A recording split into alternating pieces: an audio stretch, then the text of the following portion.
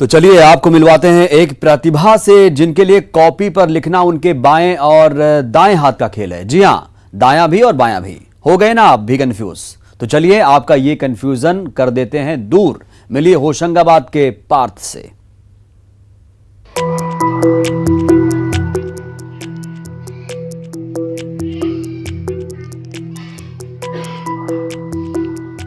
दोनों हाथों से कॉपी पर एक साथ पेन चलाते ये हैं पार्थ बडोने। पार्थ 14 साल के हैं, कक्षा 6ठी में पढ़ते हैं और दोनों हाथों से लिख लेते हैं। यही है इनकी खूबी, क्योंकि जो काम अच्छे अच्छे न कर पाते हों वो पार्थ के लिए दाएं और बाएं दोनों हाथों का खेल है।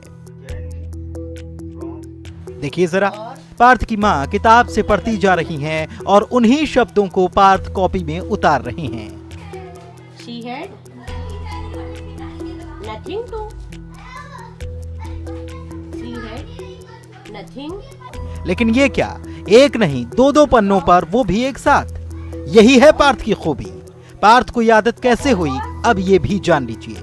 दरअसल पार्थ ने 2 साल पहले YouTube पर देखा कि देश के पहले राष्ट्रपति डॉक्टर राजेंद्र प्रसाद और महान वैज्ञानिक अल्बर्ट आइंस्टाइन अपने दोनों हाथों से लिख सकते थे।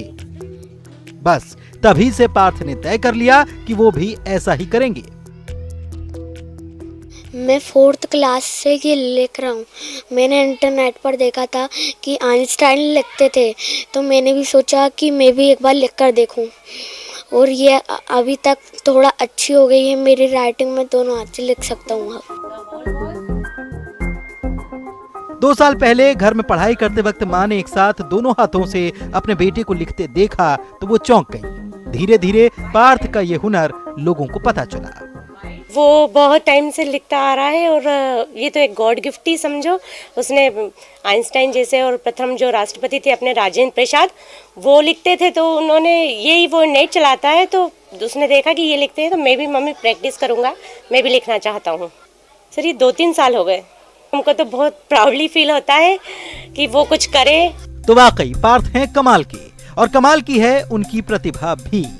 न्यूज़ 18 की कामना है कि उन्हें जीवन में ऊंचाइयां मिलें और वे अपने लक्ष्य को हासिल करें। शैलेंद्र कौरव, न्यूज़ 18, होशंगाबाद। अंधेरे में कहीं गुम हो रहे मंडला जिले के कलाकारों की प्रतिभा को अब सार्थक मंच मिल गया है। मंडला कलेक्टर के सार्थक प्रयासों ने अब कलाकारों को उनके सपनों में रंग भरने के लिए आर्टिस्ट गैलरी की सौगात दी है।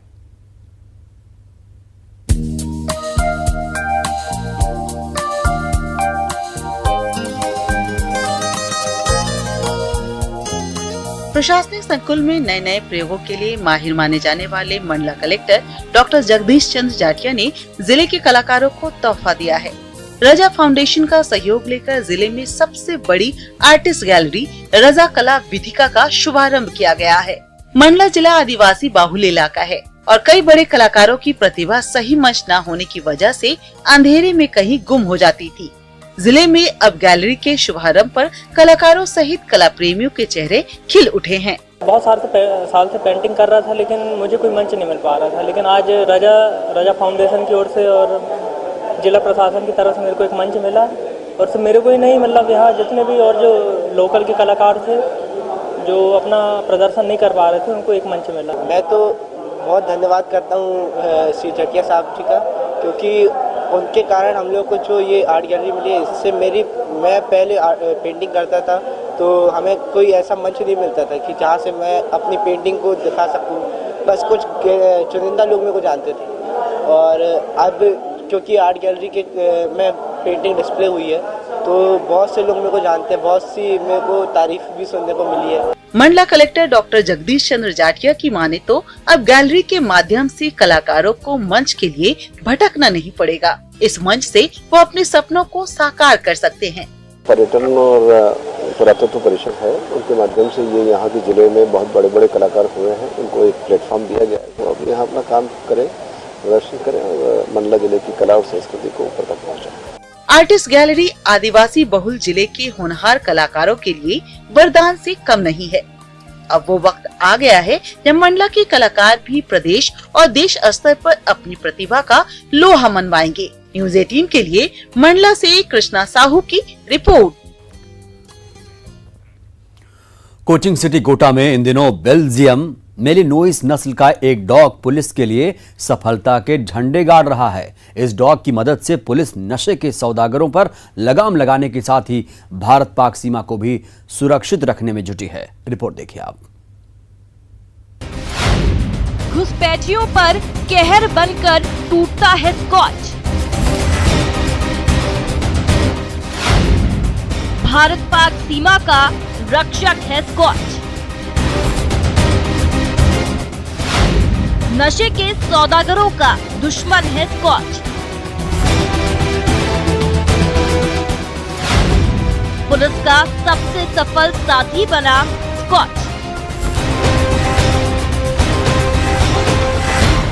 अपने हैंडलर के साथ टहलता, उछलता, कूदता और गाड़ियों को सूंघता ये डॉग कोई साधारण डॉग नहीं है। काले मुखौटे जैसे चेहरे वाला ये डॉग बेल्जियम के मेलिनोइस नस्ल का है, जो अपने फुर्तीले अंदाज, तेज दिमाग और जबरदस्त आक्रामकता के लिए जाना जाता है। सूंघने की विशेष क्षमता के साथ ट्रैक करने में माहिर इस डॉग का नाम स्कॉच है, जो इन दिनों कोटा क्राइम ब्रांच पुलिस के लिए काम कर रहा है। स्कॉच के जरिए पुलिस ने महज 2 दिनों में एक नशे के सौदागर को दबोचा और साथ ही 11 करोड़ रुपए मूल्य की चरस बरामद करने में सफलता पाई। कोटा शहर ज्वाइन करने के पश्चात एक जो मुख्य समस्या यहाँ की पता चली वो ये कि बच्चों में भी कई लोगों में ड्रग लेने की आदत है। कुछ ड्रग पेडलर्स हैं जो कि ड्रग्स बेचते हैं, और क्योंकि कई बार छोटी क्वांटिटी होती है या कई बार बड़ी भी क्वांटिटी होती है, वो ऐसी जगह छुपा के रखते हैं जिनको खोजना मुश्किल रहता है। ऐसी परिस्थिति में जो हमारा डॉग स्क्वाड है वो बहुत ही ज़्यादा उपयोगी साबित हुआ। कल अभी तक हमने इससे 2 कार्रवाई कर चुकी है। पहले तो एक स्मैक की कार्रवाई की थी और एक दिन पहले एक चरस की सीजर की कार्रवाई, काफ़ी बड़ी कार्रवाई की थी, जिसमें जैसे ही उस एरिया में डॉग स्क्वाड के साथ गश्त करते हुए गए और उस एरिया में गए, उसको पहले से क्योंकि उसको ट्रेनिंग है, वो बाय डिफ़ॉल्ट ही हमें ले गया उस व्यक्ति के पास जिसके पास ड्रग्स अवेलेबल थे, और वो व्यक्ति भाग पाता उससे पहले पुलिस ने पकड़ लिया। मेलिनोइस नस्ल के इस डॉग को अमेरिकी सेना बड़े ऑपरेशन के दौरान यूज करती है, जो इन दिनों कोटा पुलिस के साथ है। स्कॉच की खासियत की बात करें तो 3 फीट ऊंची दीवार बिना रुके पार कर लेता है। 24 घंटे बाद भी इंसान की मौजूदगी के गंध की पहचान। ऊंचाई करीब 24 से 26 इंच और वजन 20 से 30 किलोग्राम। सूंघने की क्षमता इंसान से 40 गुना ज्यादा। 9 गज की दूरी से किसी गंध को पहचानने की क्षमता। गाड़ी और बिल्डिंग में मौजूद मादक द्रव्यों की त्वरित पहचान। 2 फीट गहराई में छुपे मादक द्रव्यों की पहचान क्षमता। बेल्जियम मेलिनोइस नस्ल का डॉग है, जो बेल्जियम से इंपोर्ट किया गया है। इसकी ट्रेनिंग बेंगलोर में हुई है। ये दो तरह का काम करता है। एक ट्रैकर, जो कि अपराधी को, क्राइम के अपराधी को पकड़ने के लिए, दूसरा नार्कोटिक्स के लिए। इसकी सूंघने की क्षमता आम मानव से 40 गुना होती है। तो ये कहीं भी नार्कोटिक्स कहीं भी हो, गाड़ी में हो, बिल्डिंग में हो, कहीं भी छुपा हुआ हो डीपली, तो सूंघ के उसको निकाल लेता है ये। और अपराधी ज़रा अपराध करने के बाद अपने हुए रास्ते को, अपराधी के पद चिन्हों और किसी आर्टिकल को सूंघ कर उसके पीछे जाके उसको पकड़ता है, अपराधी तक जाता है, पहुँचता है ये काफ़ी फुर्तीला, मतलब चुस्त डॉग है। हर समय 24 घंटे काम करने के लिए हमेशा तैयार रहता है। स्कॉच के माध्यम से कोटा पुलिस या एक्सप्लोजिव को ट्रैक करने में सक्षम है।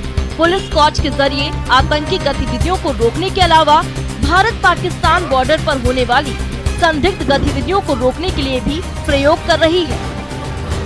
बेल्जियम में उसकी गई थी, फिर वहाँ से बाद में ये आदमी इंपोर्ट की गई। कोटा पुलिस टीम में शामिल स्कॉच पूरी तरह ट्रेंड है। बेंगलोर में 9 महीने की खास ट्रेनिंग के बाद 3 साल के स्कॉच को कोटा क्राइम ब्रांच पुलिस को सौंपा गया है, और कोटा आने के बाद महज 2 दिनों में जिस तरह स्कॉच ने ड्रग्स की बड़ी खेप पकड़ने में पुलिस को मदद की है, उससे पुलिस का उत्साह बढ़ा हुआ है। न्यूज़ 18 के लिए कोटा से ओम प्रकाश मारू की रिपोर्ट। पर्यावरण प्रदूषण के प्रति लोगों को जागरूक करने के लिए महाराष्ट्र के पुणे शहर से आनंद वाजपेयी ने साइकिल यात्रा शुरू की। करीब 1200 किलोमीटर की यात्रा तय कर आनंद टोंक पहुंचे और वहां भी लोगों को पर्यावरण के प्रति जागरूक किया। देखिए रिपोर्ट। साइकिल के सहारे संदेश, प्रदूषण पर प्रहार की पहल, साइकिल से सुधरेगी हवा, साइकिल चलाओ पर्यावरण बचाओ। साइकिलिंग न सिर्फ सेहत के लिए बल्कि प्रदूषण को कम करने का बेहतर जरिया है। साइकिल के सहारे 2020 किलोमीटर की यात्रा पर निकले इस शख्स का नाम आनंद वाजपेयी, जो साइकिलिंग के जरिए लोगों को प्रदूषण के दुष्परिणाम से अवगत करा रहे हैं। आनंद रोजाना 120 किलोमीटर साइकिल चलाते हैं। टोंक पहुंचे आनंद का स्थानीय लोगों ने स्वागत किया। कि आप 2 व्हीलर और 4 व्हीलर का इस्तेमाल कम करें, जितना हो सके उतना साइकिल का इस्तेमाल करें, क्योंकि साइकिल सेहतमंद चीज़ है। साइकिल सेहत के लिए अच्छी है, आसान है और सस्ती भी है। तो अगर हम सब साइकिल चलाएंगे हमारे छोटे छोटे काम करने के लिए, तो सबके आरोग्य को इसका फ़ायदा होने वाला है। आज का प्रदूषण इतना बढ़ चुका है कि आप अगर सिगरेट पीते भी नहीं हो तो 20 से भी ज़्यादा सिगरेट का स्मोक ऑलरेडी आपके शरीर में आज जा चुका है। तो इसके लिए हम सब जागरूक हो जाए और ये प्रदूषण की मात्रा कम करें। पुणे के रहने वाले आनंद की पर्यावरण बचाओ और प्रदूषण से सावधान रहो का संदेश देने वाली साइकिल यात्रा पुणे से अमृतसर होते हुए अटारी बॉर्डर तक पहुंचेगी। लौटने के क्रम में वे 5 राज्यों के 20 बड़े शहरों के अलावा छोटे बड़े कस्बों के लोगों से मिलकर उन्हें पर्यावरण के प्रति जागरूक करेंगे। मैं निकला हूँ पुणे से, अमृतसर से अटारी बॉर्डर तक मैं जाने वाला हूँ। ये मेरा संकल्प है 2020 साल के अंदर 2020 किलोमीटर साइकिलिंग करने का। और आते समय मैं करीब 100 जो हमारे छोटे बड़े टाउन्स है और 20 बड़ी सिटीज़ है और 5 स्टेट्स है, वो स्टेट्स के अंदर चलता हूँ। छोटे छोटे शहरों में, छोटे छोटे गाँव में अंदर जाकर मैं लोगों के अंदर जन जागृति करता हूँ। जागरूकता यात्रा के दौरान टोंक पहुँचे आनंद को स्थानीय लोगों का जबरदस्त समर्थन मिल रहा है और लोग आनंद से वादा कर रहे हैं कि वे भी अब अन्य वाहनों की जगह साइकिल ही चलाएंगे ताकि पर्यावरण भी बचे और प्रदूषण से मुक्ति भी मिले। न्यूज़ 18 के लिए टोंक से मनोज तिवारी की रिपोर्ट। और चलिए अब आपको मिलवाते हैं एक ऐसे शख्स से जो दूसरों के लिए प्रेरणा बन रहा है, दूसरों को सपने दिखा रहा है। कहानी दौसा के एक सहायक प्रोफेसर की है।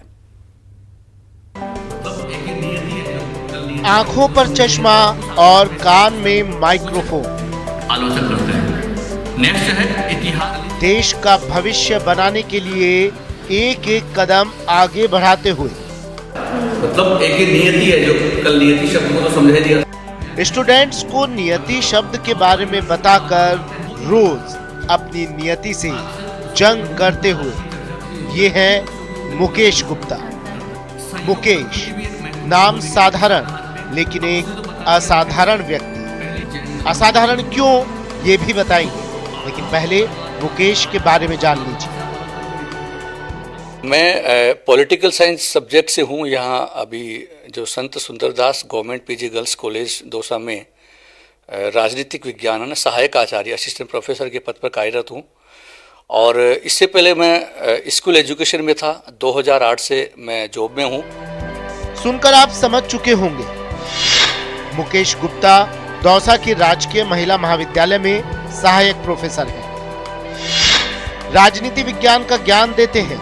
अपना YouTube channel political science with Mukesh भी चलाते हैं। लेकिन मुकेश के लिए ये आसान नहीं था, क्योंकि मुकेश देख नहीं सकते। जी हाँ, मुकेश दृष्टिहीन है। मुकेश जब 10वीं क्लास में थे तो उनकी आंखों की रोशनी चली गई थी, लेकिन इस कमी को उन्होंने कभी अपने आड़े नहीं आने दिया। हर वो काम करते हैं जो एक सामान्य व्यक्ति कर सकता है। मुकेश पढ़ाते वक्त कंप्यूटर तकनीक का इस्तेमाल करते हैं।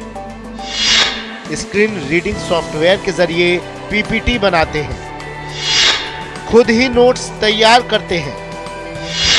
स्क्रीन पर जो भी आता है वो माइक्रोफोन के जरिए उन्हें सुनाई देता रहता है। इतना ही नहीं, मुकेश अपने YouTube चैनल के जरिए प्रतियोगी परीक्षाओं की भी तैयारी करवाते हैं। जो ऑडियो मटेरियल है, कंप्यूटर, लैपटॉप, वो पूरा मैं एक्सेस करता हूँ स्क्रीन रीडिंग सॉफ्टवेयर की मदद से, और उसी के माध्यम से अब जैसे पढ़ाते हैं तो वो पीपीटी मैं बना लेता हूँ, खुद बनाता हूँ, खुद टाइप करता हूँ नोट्स, और पीपीटी प्रेजेंट करते हुए मैं फिर क्लास में पढ़ाता हूँ। नहीं, मोबाइल बिल्कुल कोई प्रॉब्लम नहीं है। एंड्रॉयड मोबाइल बहुत अच्छे से यूज़ करते हैं, और उसमें जो भी एप्लीकेशन है वो सारा यूज़ करता है। उसका तरीका ये कि वही स्क्रीन एक रीडिंग सॉफ्टवेयर वहाँ भी होता है टॉक बैक के नाम से, तो वो उसकी मदद से पूरा मोबाइल को एक्सेस कर सकते हैं। मुकेश अपनी इस प्रतिभा के लिए सम्मानित भी हो चुके हैं। मुकेश आज कई लोगों के लिए प्रेरणा बन रहे हैं और बता रहे हैं कि हौसला अगर हो तो नामुमकिन कुछ भी नहीं। दौसा से न्यूज़ 18 राजस्थान के लिए आशीष शर्मा की रिपोर्ट। और अभी रुकेंगे एक छोटे से ब्रेक के लिए।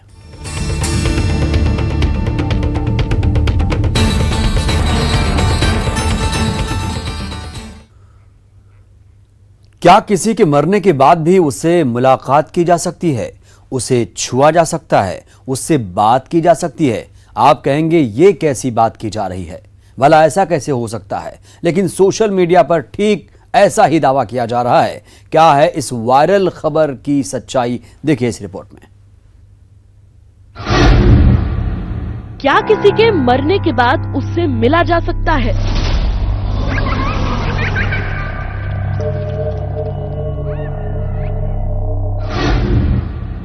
क्या विज्ञान अब इतना आगे पहुंच चुका है कि किसी के मरने के बाद उससे मुलाकात करा सके?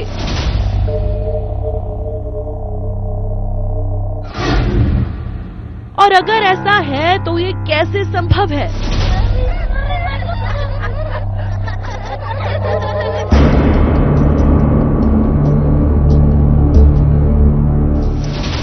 सोशल मीडिया का दावा है दक्षिण कोरिया में 4 साल पहले मरी एक बच्ची की मुलाकात उसकी मां से कराई गई। न सिर्फ मुलाकात करवाई गई बल्कि बकायदा बर्थडे भी मनाया गया।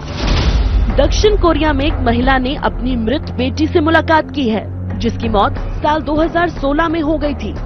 विज्ञान ने भगवान को मात दे दी। चौंक गए ना आप, जो आज तक ना सुना, जो आज तक ना देखा, कल्पना करते ही रोंगटे खड़े हो जाते हैं। हमने इस वायरल खबर की पड़ताल की। खोजबीन के दौरान हमें वायरल हो रही खबर ब्रिटेन की एक वेबसाइट पर मिली। पड़ताल के दौरान YouTube पर इसका वीडियो भी मिल गया। वीडियो ने सारा सच बता दिया। एक दक्षिण कोरियाई महिला जेंग जी सुंग की बेटी नेयोन की एक गंभीर बीमारी ने 2016 में जान ले ली थी। मां हर हाल में अपनी बेटी से मिलना चाहती थी और उसकी ये नामुमकिन ख्वाहिश पूरी करने वालों ने वो कर दिखाया जो पहले कभी नहीं हुआ था। उन्होंने वर्चुअल रियलिटी का इस्तेमाल किया और तैयार की एक ऐसी बच्ची जो असली नेयोन जैसी दिखती थी, उसकी तरह ही बोलती थी। माँ ने हेडसेट लगाकर अपनी बेटी को देखा तो वो खुद सख्ते में आ गई। शुरुआत में माँ को अपनी बेटी के डिजिटल अवतार को छूने में थोड़ी हिचकिचाहट हो रही थी, लेकिन बेटी ने ही उसे अपने पास बुलाया और उसका हाथ पकड़ लिया। हाथ पकड़ते ही उसकी आंखों से तेजी से आंसू गिरने लगे। ये बेटी असली नहीं थी, लेकिन सच की इस परछाई के करीब पहुंचकर ही माँ का दिल भर आया।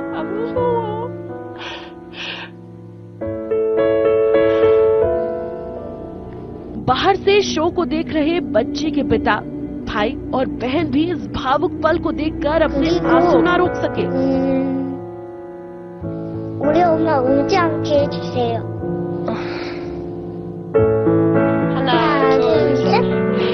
माँ को पता था कि मौका उसे दोबारा नहीं मिलने वाला। खुद से दूर जा चुकी बेटी को इतने करीब देखकर माँ भावुक हो गई। उसने अपनी बेटी को खूब दुलारा, पुचकारा, प्यार किया।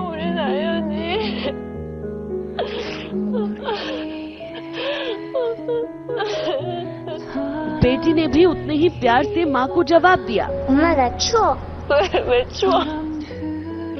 परिवार का साथ अचानक छोड़ देने पर बच्ची का जन्मदिन नहीं मनाया जा सका था। वर्चुअल रियलिटी ने ये मौका भी दे दिया। केक लाया गया, कैंडल जलाई गई, बच्ची को जो सूप पसंद था वो भी लाया गया।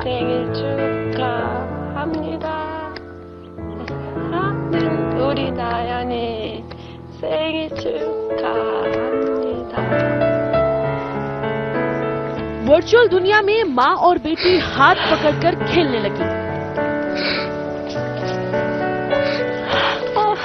खेल खेल में बच्ची ने माँ को रिटर्न गिफ्ट भी दिया।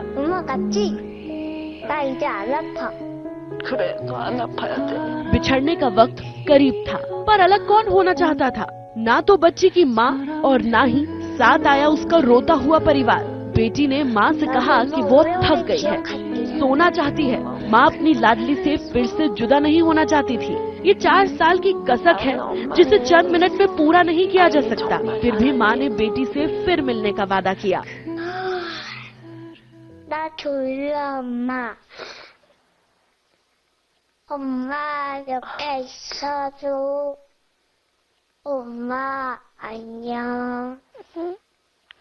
엄마 사랑해. 나도.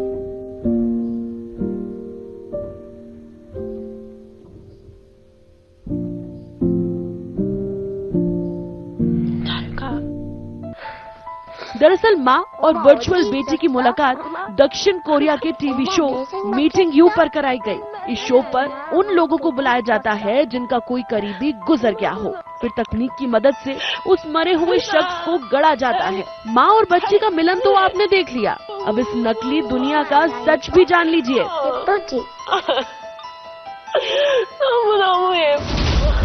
वर्चुअल रियलिटी एक ऐसा माहौल होता है जिसे कंप्यूटर और तकनीक की मदद से बनाया जाता है। वर्चुअल रियलिटी सच के बेहद करीब होता है। दक्षिण कोरिया में वर्चुअल रियलिटी डिजाइनरों ने बच्ची का शरीर बनाया था, फिर बच्ची के शरीर में उसकी आवाज भी फीड की, जिससे वो अपनी माँ से बातचीत कर सके। शो में आए लोगों को हेडसेट पहनाया जाता है, जिससे वो मर चुके इंसान की आवाज सुन सके, महसूस कर सके, देख सके। ये सब सच में नहीं होता, मगर सच में होने का आभास देता है। वर्चुअल दुनिया में ही सही, एक माँ ने अपनी बेटी से दोबारा मुलाकात की और एक बार फिर अलविदा कहा। ऐसे में वायरल हो रही खबर ना तो कोई अजूबा है और ना ही कोई चमत्कार, ये है बढ़ती तकनीक का कमाल। पाकुड़ के किसान गन्ने के रस से जैविक गुड़ तैयार कर अपने जीवन में मिठास घोल रहे हैं। जैविक गुड़ से न सिर्फ किसान आत्मनिर्भर बन रहे हैं, बल्कि उनके आय का ये बड़ा जरिया भी बन गया है।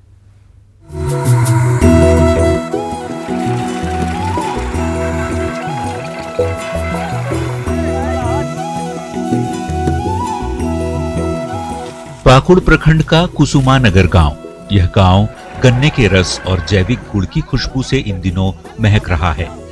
किसान अपने गन्ने की फसल को सीधे बाजार या मिलों में नहीं भेज रहे, बल्कि गांव में ही गन्ने का रस निकालकर उससे जैविक गुड़ बना रहे हैं और ये किसानों की आय का बड़ा जरिया भी बनता जा रहा है। मशीन में आग भांगता है और आग भांग के रस निकलता है, या रस निकाल के एक कढ़ाई है, कढ़ाई में उसको जाल देके मारे गुड़ बनता है। 40 रुपया, 45 रुपया, 50 रुपया किलो। गुड़ तैयार कर किसान उसे 40 से 50 रुपये प्रति किलो के हिसाब से बेचते हैं। गन्ने की लागत पर किसानों को लगभग दोगुनी आमदनी भी हो रही है, जिससे कई परिवार आत्मनिर्भर बन चुके हैं। जैसा वो गर्मी टाइम में पानी नहीं हुआ था, उस टाइम में अगर पानी का बंदोबस्त रहता है, यहाँ स्विच गेट अगर हो, यहाँ पर बोरिंग हो जाएगा सर, तो बहुत अच्छा होगा। गन्ने की पेराई लकड़ी की बनी मशीन से की जाती है, फिर बड़ी कढ़ाइयों में उबालकर उसे ठंडा कर गुड़ बनाया जाता है। इसी गुड़ से छोटे चाक बनाकर भी किसान बाजार में बेच रहे हैं। गांव में बना जैविक गुड़ स्वास्थ्य के लिए तो लाभप्रद है ही, गन्ना इलाके के किसानों के जीवन में मिठास भी घोल रहा है। कुंदन कुमार, न्यूज़ 18 पाकुड़। तो खबरें जरा हटके में आज के लिए बस इतना ही, लेकिन ताज़ा तरीन खबरों के लिए आप देखते रहिए न्यूज़ 18 मध्य प्रदेश छत्तीसगढ़। नमस्कार।